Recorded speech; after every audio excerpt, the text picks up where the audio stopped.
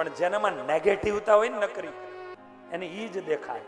હંસ હોય ને હંસ, તો હંસને પાણી અને દૂધ બે ભેગું કરીને આપો ને તો એ રાજહંસ દૂધ પી જાય અને પાણી પડ્યું રહે. અને કાગડા હોય ને કાગડા, એવડી મોટી ગાય બેઠી હોય છતાં એનું ચાંદુ ગોતે.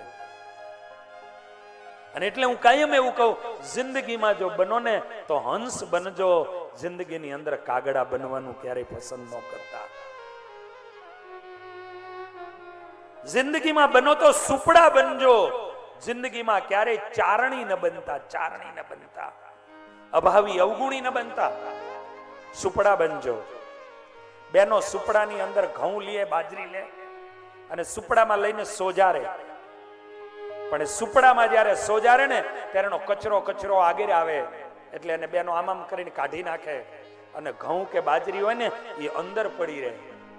બસ એવી જ રીતે તમારા જીવનની અંદર સુપડા બની અને જેની અંદર પણ નજર કરો એમાંથી સારું હોય ને લઈ લેવું, કચરો સાઈડ ઉપર રવા દેવો. પણ જીવનમાં ઘણા ચાયણીઓ બની જાય છે. અને બેનો ચારણી લઈને જયારે લોટ ચારણી હોય ને તો લોટ નીચે પડી જાય, ખાલી સારણ જ બચે.